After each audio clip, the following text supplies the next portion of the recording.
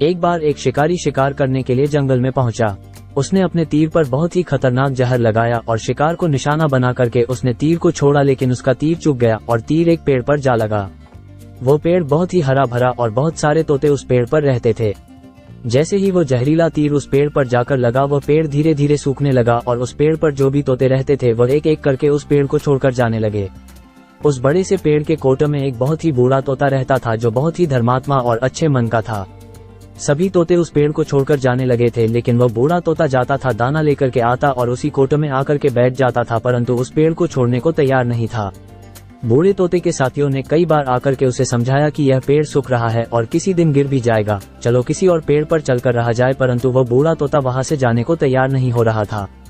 अब ये बात देवराज इंद्र तक पहुंची। उन्हें बताया गया कि एक तोता है, वो जिस पेड़ पर रहता है उस पेड़ पर एक जहरीला तीर लगने के कारण सूखने, गिरने और खत्म होने के कगार पर आ पहुंचा है, और एक बूढ़ा तोता अभी भी वहीं पर रह रहा है। वह दाना लेकर आता है और वहीं पर रहता है, जबकि उस जंगल में बहुत सारे पेड़ है, लेकिन वह उसी पेड़ पर रह रहा है। देवराज इंद्र प्रकट हुए और उस बूढ़े तोते से कहने लगे कि आप बहुत धर्मात्मा है, बहुत ही अच्छे मन के हैं, लेकिन आप इस पेड़ को छोड़कर किसी और पेड़ पर चले जाइए, क्योंकि यह पेड़ कुछ ही दिनों में गिर जाएगा। तालाब के पास में बहुत से बड़े बड़े हरे भरे पेड़ है, बड़े बड़े कोटा है, उन पेड़ों पर फल भी लगे हुए हैं, उन्हें वहीं पर तोड़कर खा सकते हैं, परंतु यहाँ से आप चले जाए।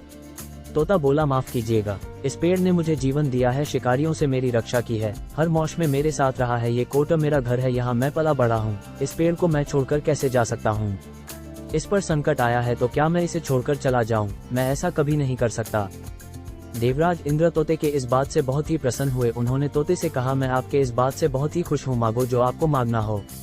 उस बूढ़े तोते ने कहा, मुझे बस इतना मांगना है कि जिस पेड़ ने मुझे जन्म दिया, जहाँ मैं रहा पला बड़ा, जिसे आप मेरा जन्मभूमि कह सकते हो, आप इसे फिर से वैसा ही हरा भरा कर दो जैसा ये था।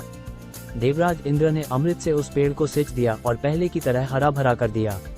अब वापस से उस पेड़ पर आकर के बाकी तोते रहने लगे। वो बूढ़ा तोता कुछ समय तक और जिंदा रहा, फिर उसकी मृत्यु हो गई और वह स्वर्ग में चला गया। ये कहानी हमें सिखाती ये है कि जब भी किसी इंसान का बुरा दौर आता है तो इमोशनली वो टूटा हुआ होता है, उसे किसी के सहारे की जरूरत होती है, किसी की आवश्यकता होती है। अगर आप ऐसे समय में उसे छोड़कर चले जाएंगे, उससे बात नहीं करेंगे, मुंह मोड़ लेंगे, तो आपसे बुरा कोई नहीं है, क्योंकि आप किसी के सुख का साथी बने या ना बने, लेकिन आपको हमेशा किसी के दुख का साथी जरूर बनना चाहिए।